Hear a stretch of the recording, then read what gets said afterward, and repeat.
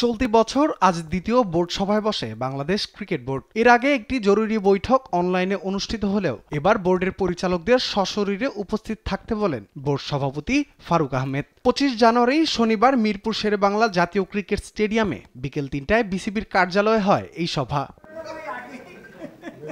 ঢাকার club cricket issue ছিল এই সভার অন্যতম গুরুত্বপূর্ণ বিষয়। সিসিডিএম এর অধীনে থাকা 78টি ক্লাব বিসিবির গঠনতন্ত্র সংশোধন নিয়ে জোরালো দাবি জানায়। সভা শেষে এই সম্পর্কে বোর্ড পরিচালকরা জানান, বিসিবির গঠনতন্ত্র সংশোধনের জন্য গঠিত কমিটির কার্যক্রম স্থগিত করা হয়েছে।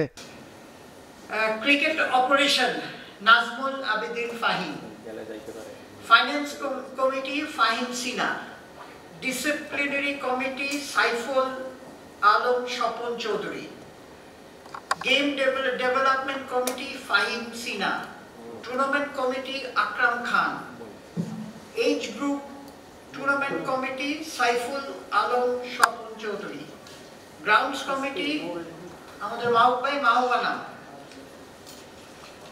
Facility management committee Akram Khan, umpires committee Iftekhar Rahman, marketing and commercial Faruk Ahmed উনি নিজে রেখেছে, medical committee Mohammad Manjurul Alam, tender and purchase committee Mahbubul Alam, media and communication committee Iftekhar Rahman, আর অডিট কমিটি মোহাম্মদ সালাউদ্দিন,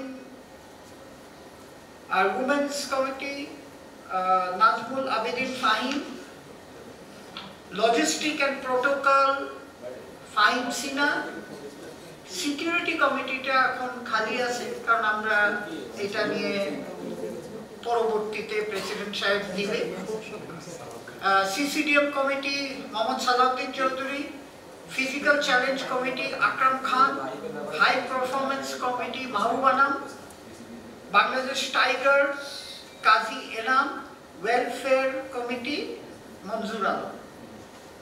এই হচ্ছে 23টা কমিটির মধ্যে দুটো কমিটি খালি আপনার এখনো দাওনি। এছাড়াও এই সভায় আলোচনা হয় বিসিবির স্ট্যান্ডিং কমিটি নিয়েও, যেখানে 23টি কমিটির মধ্যে 21টির নাম ঘোষণা করা হয়।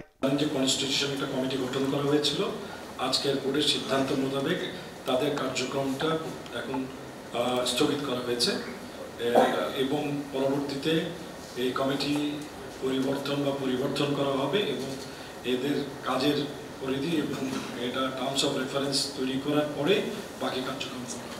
চলতি বিপিএল আসর ম্যাচ ফিক্সিং ও ক্রিকেটারদের পাওনা অর্থ পরিশোধ নিয়ে জন্ম দিয়েছে নানা বিতর্কের। বিসিবি অ্যান্টি কারাপশন সেল আছে, এটা তাদের এখতিয়ারাধীন, সেজন্য আমরা কোনো কমেন্ট করতে পারবো না, কিন্তু তারা প্রতিটা জিনিস লিগ্যাল যেভাবে দেখা দরকার সেভাবে দেখছে। রাফিউল ইসলাম রাতুল, স্পোর্টস ডেস্ক, দেশ টিভি।